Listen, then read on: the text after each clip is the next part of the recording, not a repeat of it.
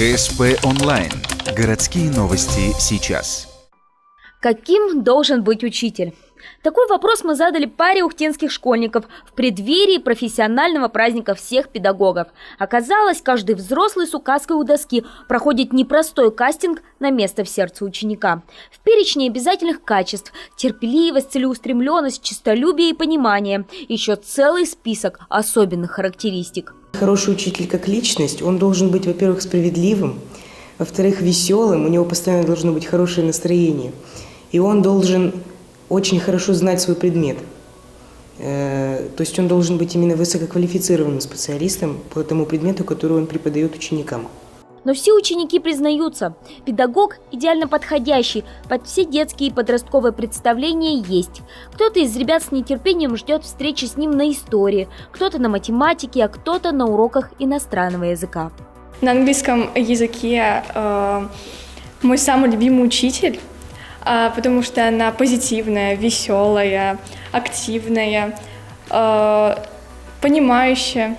Учитель ребят по математике добавляет: главное каждый раз удивлять своего притязательного зрителя. Оксане Александровне, к слову, удается это уже 10-й учебный год кряду. Сегодня, например, она ловила ответы своих восьмиклашек смартфоном. И педагогу проще, не нужно проверять кипу работ, и детям интересно. От азарта у них аж глаза светятся. Вот так выглядит со стороны учитель по призванию. Но 9 лет назад все было чуть-чуть иначе. Перед своими первыми уроками я очень сильно волновалась. Я сидела допоздна и писала конспекты уроков. Думала, как завлечь учеников. В итоге, когда я провела свой первый урок, то, что я рассчитывала проводить в течение 45 минут, я провела за 15 минут. И тогда мне срочно пришлось придумывать, что делать с ними дальше. И, наверное, это тоже такой стрессовый момент, когда учитель в течение урока начинает что-то думать, придумывать и придумывает, тоже воспитывает в учителе учительские качества и способности.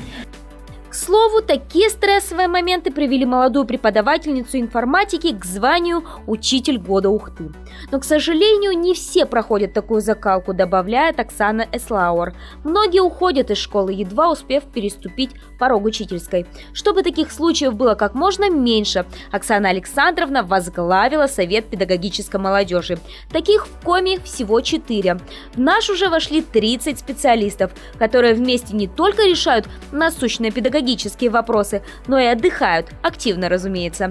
Недавно приняли участие в кроссе нации. Стало быть, педсостав ухтинских школ будет все моложе и моложе. Мы же, в свою очередь, желаем всем педагогам вечной молодости в душе, а еще терпения, понимания и всего того, чего ждут от них ученики.